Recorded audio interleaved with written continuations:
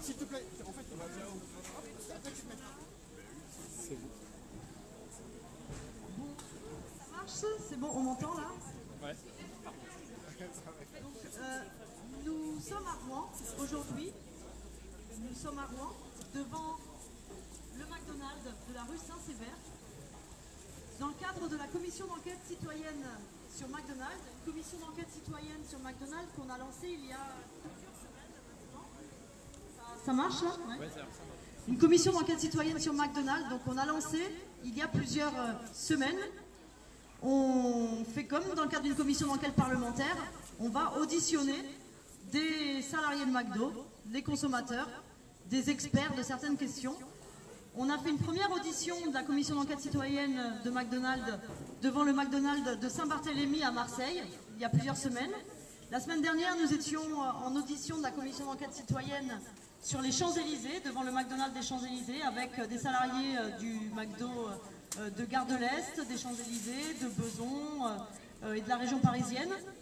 Nous étions dimanche soir au McDonald's de Besançon et donc aujourd'hui nous sommes à Rouen pour poursuivre cette commission d'enquête citoyenne qui a pour but de déboucher sur une directive McDonald's et de mettre à jour les questions d'évasion fiscale, d'abord qui se posent chez McDonald's, les questions de conditions de travail, avec, comme bon, on va voir, on va en discuter ensemble, et puis l'aspect environnemental de suremballage, McDo qui produit 1 kg de déchets par seconde. Alors McDonald's, la France c'est le deuxième marché de McDonald's aux États-Unis. C'est le marché le plus rentable. McDonald's fait par an, chaque année en France, 5 milliards d'euros de chiffre d'affaires. Mais ce qui nous a interpellés, ce qui nous a poussé à lancer cette commission d'enquête citoyenne, c'est que alors qu'on parle beaucoup de justice fiscale ces derniers mois, en ce moment, eh bien McDo ne paye quasiment aucun impôt. McDo ne paye aucun impôt alors même que la France est le deuxième marché de McDonald's aux États-Unis. McDo ne paye aucun impôt, c'est un manque à gagner pour les salariés qui n'ont pas de prime de participation. C'est un manque à gagner aussi pour l'ensemble des citoyens de ce pays, parce que ces impôts, ça pourrait permettre de financer des services publics, des écoles, des hôpitaux. McDo ne paye pas d'impôts, se fait de l'argent, et en plus, avec des salariés, il y en a 70 000 en France, des salariés de McDo, qui sont payés au SMIC horaire. Je ne vais pas aller plus loin sur ce sujet, mais nous on pense que ce genre de choses, ça doit cesser. Parce que si McDo vend ses hamburgers grâce aux salariés français et grâce aux consommateurs français, il est normal que McDonald's contribue à l'effort collectif en payant ses impôts comme n'importe quelle entreprise. C'est pas normal que la sandwicherie de quartier paye 28% d'impôts et que McDonald's paye 0% d'impôts en pratiquant de l'évasion fiscale, en faisant fuiter cet argent dans les paradis fiscaux à l'échelle européenne. Voilà, je ne serai pas plus longue sur cette introduction parce que le but c'est vraiment d'écouter la parole des principaux concernés par cette affaire. Je vais d'abord, je remercie les salariés de McDo, du McDonald's, les salariés de la CGT McDo. À côté de moi, on a Harmonie Delaunay. À ma droite, nous avons Fabien Marmin. On a Loïc Roldan, que je remercie d'ailleurs, c'est avec lui qu'on a pu organiser cette initiative. On est en contact depuis plusieurs semaines avec Loïc Roldan. Et puis nous aurons également une intervention de Bernard Pellegrin qui fait partie d'Attaque Rouen et qui nous donnera un petit peu un point de vue avec du recul sur la question de l'évasion fiscale. À côté de ça, on a des gens qui sont partis interroger les passants, les clients de McDonald's pour leur demander ce qu'ils pensaient du système McDo. Donc alors maintenant, je te passe la parole, Harmonie. Est-ce que tu peux nous parler donc de ton métier, du quotidien, de ta journée de travail à McDo et des conditions de travail? Tout d'abord, c'est un travail qu'on fait 7 jours sur 7, qu'on réalise dans mon restaurant de 7h30 à 23h, minuit, cela dépend des périodes. C'est un travail de préparation, de manutention, tout ça, pour la préparation des sandwichs. Et c'est un travail quotidien où on subit parfois du sous-effectif. Chez nous, c'est très présent. C'est vrai que on travaille par exemple le dimanche, où on n'a aucune majoration du taux horaire. Alors de nuit, on est faiblement payé. Nous, on fait partie d'un cycle où on est majoré qu'à 10% pour le travail de nuit, et encore c'est valable que sur une heure, même pas. Ensuite, quoi vous dire, voilà, le sous-effectif, comme je vous ai dit, le salaire près du SMIC. Chez nous, on a réussi à batailler pour avoir ces augmentations-là. Après, c'est pas valable dans tous les restaurants, c'est vraiment nous qui avons lutté pour obtenir ce taux horaire-là. Ouais, moi, je suis à temps plein. Après, on a beaucoup de temps partiel, justement pour s'en servir un peu à droite à gauche. Je dirais en tout, on doit être 44 salariés à peu près. On doit avoir peut-être une quinzaine de salariés à temps plein. Et après, c'est uniquement des temps partiels, notamment beaucoup d'étudiants qui trouvent ce travail-là pour justement combler un petit peu leur fin de mois, se faire un petit peu d'argent pour subvenir à leurs besoins, aussi bien les frais d'inscription, scolarité, tout ça. Et voilà, après, moi personnellement, je suis en 35 heures. Mon collègue qui est là à droite, lui, a pu négocier justement en réalisant des heures supplémentaires suite à un manque d'effectifs, a réussi à passer à 34 heures. Voilà, c'est justement grâce à ce manque d'effectifs-là qu'on arrive à avoir des gros contrats, mais sinon, c'est pas la politique de McDo, c'est vraiment des petits contrats temps partiel, minimum 24 heures. Quoi. Et tu disais une journée, ça commence l'amplitude, ça va être 7h, 23h, donc j'imagine il y a un trou pendant la journée. Quand on commence à 7h, le plus tard qu'on peut finir, donc c'est vraiment 19h30 normalement, ce qu'ils ne font pas chez nous. Nous, c'est une journée de 10 heures maximum. Après, dans ces 10 heures, on peut avoir uniquement une demi-heure de pause. Donc une demi-heure qu'on a pour manger, quoi.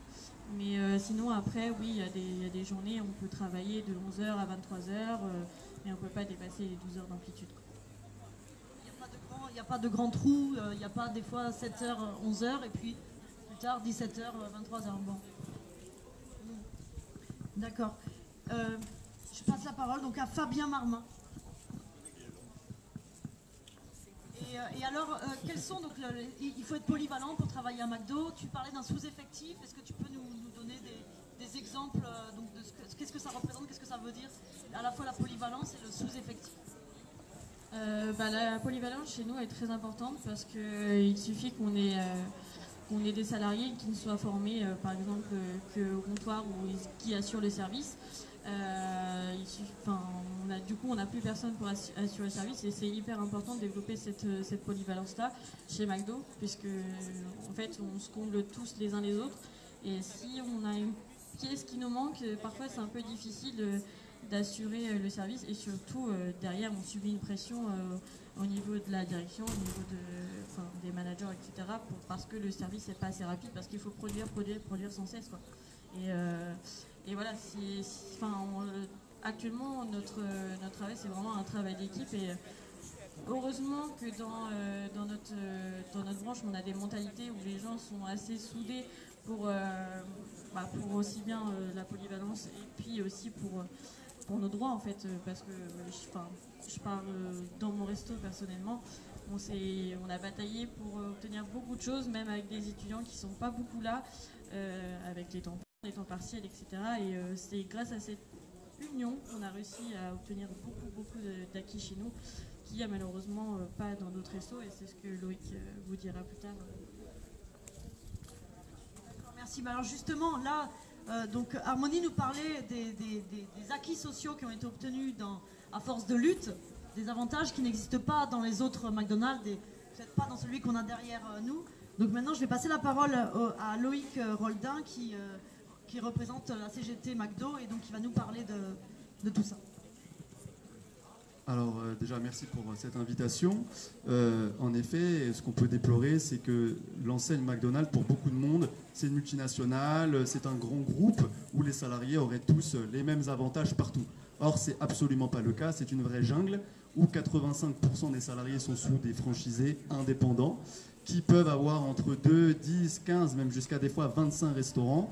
Évidemment, avec ce fameux vide juridique que l'on dénonce et qu'on espère que vous, justement, serez en capacité de porter nationalement et internationalement, notamment au niveau de l'Union européenne, c'est de dénoncer la possibilité d'un franchisé de ne pas mettre sous une même entité juridique les différents restaurants. Ce qui permet, en fait, de ce vide juridique-là, permet aux employeurs d'avoir moins de 50 salariés dans l'ensemble des restaurants. Et avec moins de 50 salariés, évidemment, pas d'ex-comité d'entreprise, pas d'élus du personnel, aucune vision sur la comptabilité et tous les avantages sociaux qui en découlent, comme la participation aux bénéfices, etc. Nous avons réussi dans ce restaurant, celui donc de Caudebec-les-Elbeuf, à avoir des grands avantages qui n'existent pas ailleurs. Hein, 13e mois, prime sur 14 mois, des congés enfants malades, la possibilité pour les familles de quitter le travail à 21h30, 22h, des avantages pour le cinéma, des avantages pour le sport. Bref, beaucoup de choses, on ne va pas tout déballer. Mais pourquoi ça a été possible? Parce que les salariés, déjà, ont une typologie ou une sociologie un peu différente de ce qu'il peut y avoir dans les grandes villes. C'est-à-dire pas tant d'étudiants que ça. Et des salariés qui ont compris que si on arrivait à se mobiliser, si on arrivait à tous ensemble revendiquer des intérêts communs, on pouvait avancer. C'est-à-dire que c'est leur métier. Ils sont fiers de travailler chez McDo, ils ne souhaitent pas partir. Il n'y a pas ce discours du « je m'en fiche, dans 2-3 mois, de toute façon, je ne suis plus là ». C'est non, c'est un métier avec faible salaire. Battons-nous pour avoir un meilleur salaire. Battons-nous pour augmenter nos contrats de travail. Battons-nous pour des avantages et on va rester. Et on est fiers de se dire qu'avec des conditions de travail, cette enseigne-là peut être une belle enseigne. Je le dis, elle peut être une belle enseigne. Mais encore faut-il que les patrons à la tête de ces enseignes donnent les moyens aux salariés de vouloir rester et d'avancer dessus. On prend le cas de ce restaurant-ci, 2 frères qui détiennent entre 12 et 14 restaurants sur l'agglomération rouennaise jusqu'au département voisin. Entreprise de moins de 50 salariés, pas de 13e mois, peu d'avantages, jungle syndicale totale, avec aucune implantation dessus. Je rappelle qu'avec les ordonnances, seuls les délégués syndicaux peuvent négocier des accords, donc on fait en sorte qu'il n'y en ait jamais. Encore moins la CGT, le syndicat qui dérange, et du coup on fait ce qu'on veut. Clairement, on fait ce qu'on veut, et ça c'est quelque chose que l'on dénonce, puisque on est à 15 km de ce restaurant, on est à 25 minutes en voiture de ce restaurant, et pourtant on gagne plus de 20% que. C'est gravissime, sachant que on devrait tous gagner la même chose, et c'est ce qu'on dénonce. Ce qu'on dénonce, c'est qu'une enseigne devrait créer un socle social commun pour tout le monde, qu'on soit franchisé, pas franchisé, qu'on soit dans une petite ville ou en campagne. On fait tous le même travail, qu'Harmonie a très bien décrit tout à l'heure, avec des amplitudes horaires énormissimes, où on a l'impression d'être toute la journée sur le lieu de travail, payé au SMIC, le soir, le dimanche. Et un point très précis qui peut être intéressant, quand on essaye de négocier dans la branche syndicalement la majoration du dimanche. Nous, on est pour une majoration doublée, mais partons même sur une majoration à 50%. Que répond la branche? C'est pas possible de le travailler dans la branche parce qu'on mettra en péril les petites entreprises. Donc, négociez-le en entreprise. On va pour le négocier en entreprise, on ne peut pas le faire, ce qui peut s'entendre, puisque si je le fais et que mon voisin, mon concurrent d'à côté ne le fait pas, il y a une distorsion de concurrence, je ne pourrai pas être rentable. Donc c'est un sujet qui doit être négocié en branche. Très bien, alors on négocie où? On ne peut pas négocier en branche, on ne peut pas négocier en entreprise, on fait quoi? Donc là-dessus, on espère que les partis politiques, dont la France Insoumise, va vraiment prendre cette question à bras le corps pour justement la porter et le montrer aux politiques face à leurs responsabilités, en disant regardez, vous voulez le dialogue social? Quand on instaure un dialogue social, vous nous privez de dialogue social. Donc nous voulons que dans chaque enseigne, on ait les mêmes avantages pour tout le monde. Ça, c'est la règle que nous bataillons. Et aussi, qu'un franchisé qui a plusieurs restaurants met dans la même unité économique et sociale l'ensemble de sa main-d'œuvre. Pour que dans les mêmes restaurants, par exemple ici de Rouen, les salariés n'aient pas de disparité les uns avec les autres. Voilà.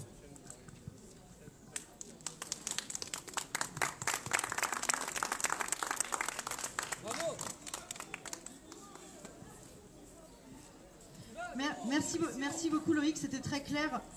Donc 15 km d'écart, 20% de différence de salaire entre le McDonald's qui a derrière nous et le McDonald's de Loïc et Harmonie, où les salariés se sont mobilisés pour obtenir des droits. Donc maintenant je vais passer la parole à Bernard Pellegrin d'Attaque.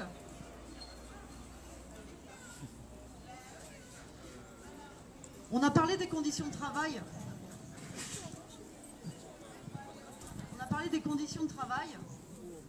Il y a des salariés d'un autre McDo qui me disaient à partir de 18h, on travaille pour les paradis fiscaux.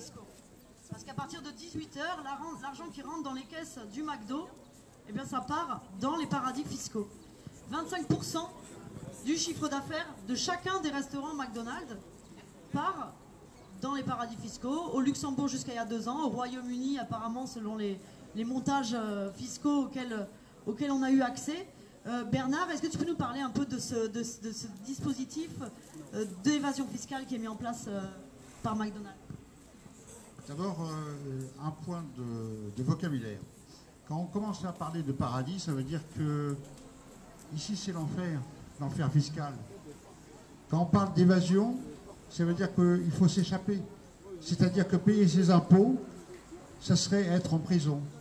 Or, pour nous, en tant que militants d'Attac, on pense qu'il y a une nécessité de contribution générale et aujourd'hui encore, que ce soit le mouvement social ou le mouvement des Gilets jaunes, il y a une exigence. Et cette exigence, elle est multiple. Elle demande de l'égalité, l'égalité devant l'impôt, et elle demande aussi de la justice. Or, Attac se bat pour l'égalité et la justice fiscale.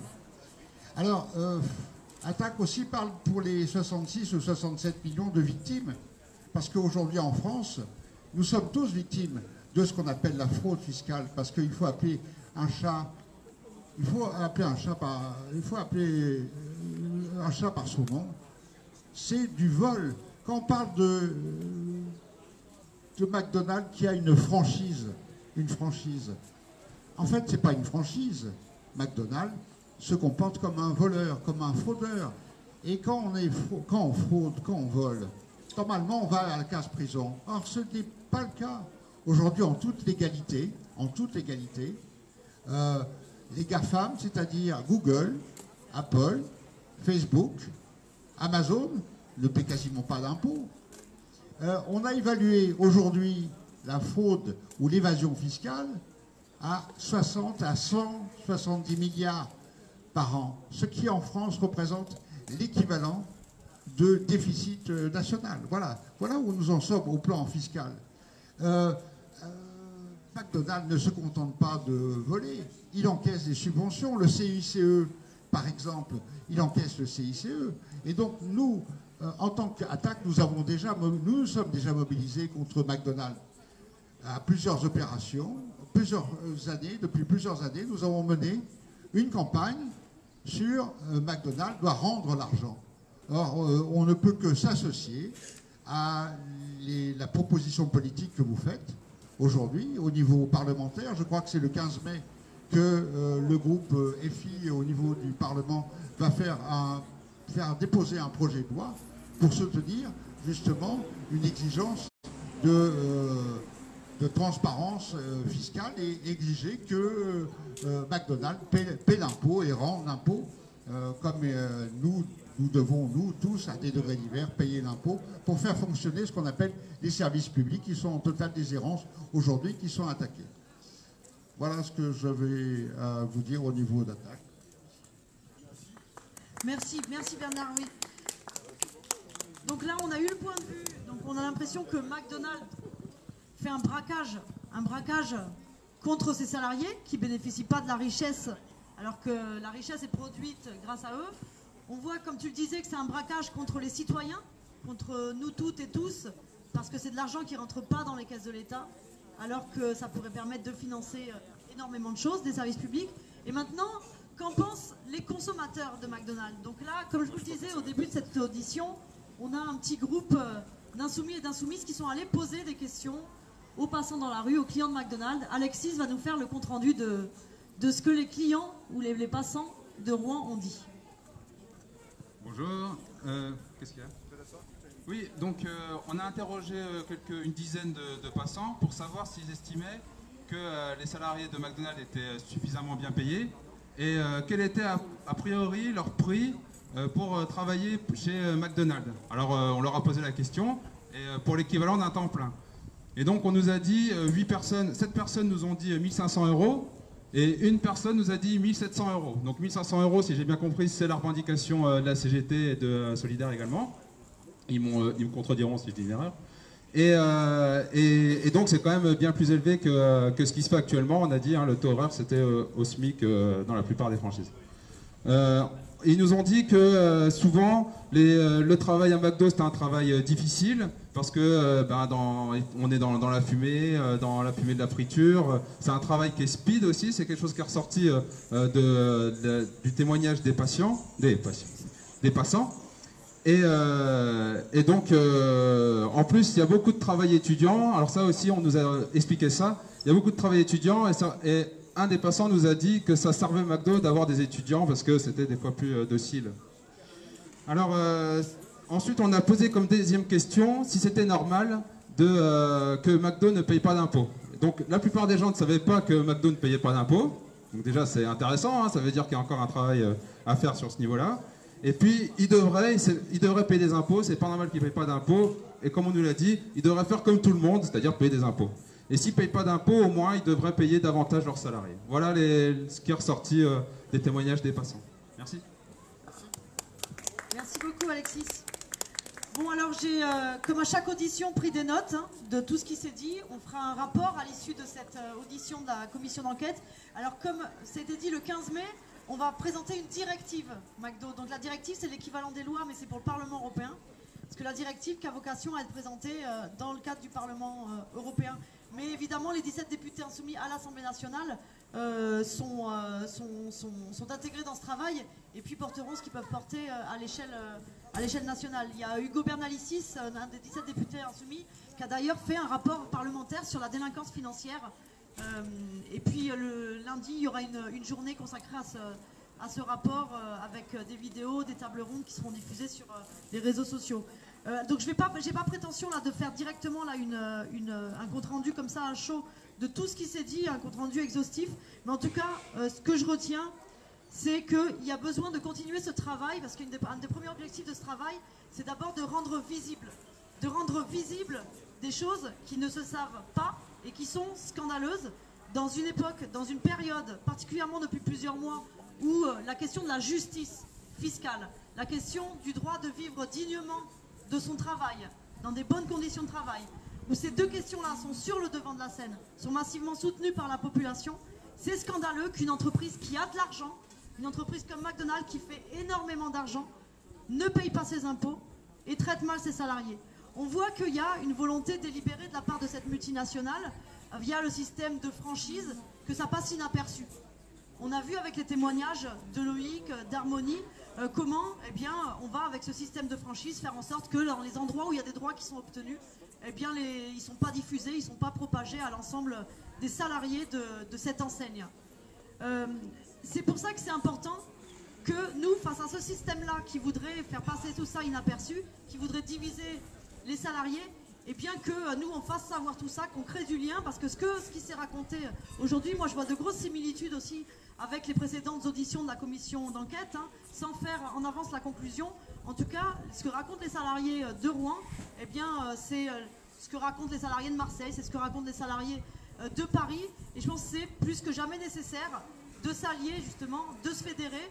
Alors bon, entre salariés, mais ça à la limite c'est le job des syndicats, mais au-delà de ça, entre salariés, entre consommateurs, entre tous les contribuables, parce qu'on est toutes et tous victimes de la même manière de ce système McDo, que ce soit en tant que salarié avec des conditions de travail au rabais, ou que ce soit en tant que citoyen avec ce manque à gagner de, tu disais, 100 millions d'euros par an, 300 millions d'euros qui échappent, donc qui fuitent en évasion fiscale par McDo chaque année, tu disais Bernard d'Attaque. Donc vous imaginez le nombre de services publics dont on pourrait bénéficier dans ce pays si cet argent rentrait dans les caisses de l'État. Voilà, merci à toutes et tous pour cette audition de la commission d'enquête citoyenne. Merci aux insoumis et aux insoumises qui se sont déplacés pour venir assister. Merci encore, un grand merci encore à la CGT McDo, à Loïc, à Harmonie, à Fabien. Merci à Bernard. Les auditions comme ça vont continuer. On vous donne rendez-vous très bientôt, puis on vous fera connaître évidemment la directive McDo qui sera rendue publique le 15 mai. Et surtout, c'est un travail qu'on compte bien continuer à mener après le 26 mai, après les élections européennes.